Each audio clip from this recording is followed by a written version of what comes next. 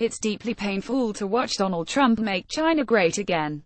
The US president pulling out of global trade and climate change accords make Xi Jinping's government look progressive and magnanimous in ways even China bulls couldn't have fathomed. The Daily Brief musterheads from across Asia directly to your inbox. His fire and fury bluster toward North Korea is the latest signal to Asian leaders that China is becoming the indispensable power America was 202 days ago. But Trump's real gift to President Xi is on the economy, as his policies promise to tie one hand behind America's back. Say what you want about Xi and his opaque, top-down governing style, HES preparing China for the world it will encounter in 2025, pumping billions of dollars into future-generation renewable energy sources, automation and high-value-added industries.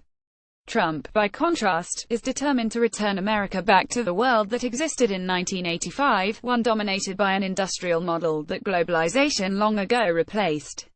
The original scene of the 1985 crime, New York's Plaza Hotel, which Trump once famously owned. It was there in what became known as the Plaza Accord that the US bulldozed THENOC rival Japan and those elitists in Trump's worldview in Europe to weaken the dollar, boost the yen, and give Washington something approaching the zero-sum benefits Trump figures should be his for the taking. And HES raging to take them back again. The target now, of course, is China, which Trump has accused of raping US workers. Frustrated that Xi won't do his bidding to tame Kim Jong-un, Trump is weeks, or perhaps days, away from slapping tariffs on China goods. Petty as it was, Trump's import duties on China's aluminum foil producers, announced Wednesday, could be a harbinger of a commercial war to come. Petty as it was, Trump's import duties on China's aluminum foil producers, announced Wednesday, could be a harbinger of a commercial war to come. Possible tariffs bandied about range from 35% to 45%. Trump also is weakening the dollar, both deliberately and indirectly. Trump's Treasury Secretary Steven Mnuchin has all but scrapped the strong dollar policy that was bedrock U.S. policy for decades. The chaos of the Trump administration greatly dampens the odds of major market-friendly legislative victories. Investors recall Trump's suggestions HES not above defaulting on debt to win a negotiation. They also know Trump is rarely more than one early morning tweet away from crashing global markets by launching a trade war. It's taken just 202 days to imperil the dollar's safe haven status.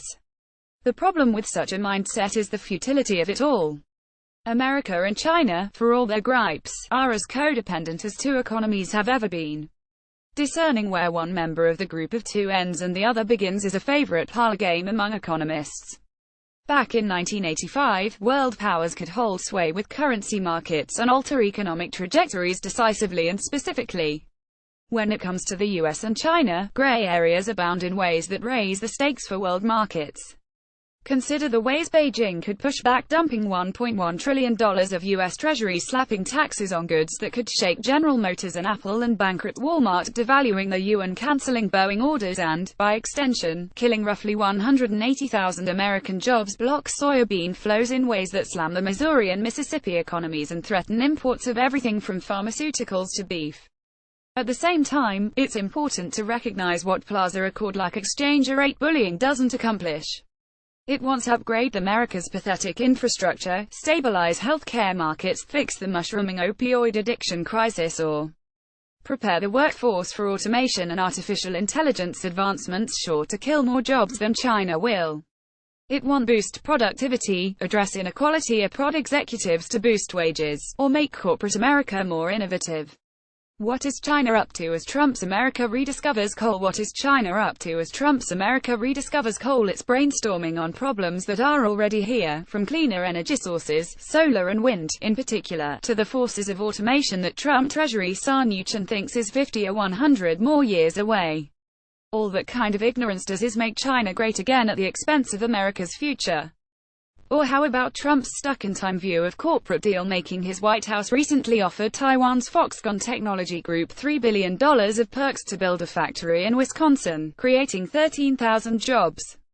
Look deeper, though. Taxpayers are paying $15,000 per job, per year, to support a company that makes the lion's share of profits employing mainland China factory workers.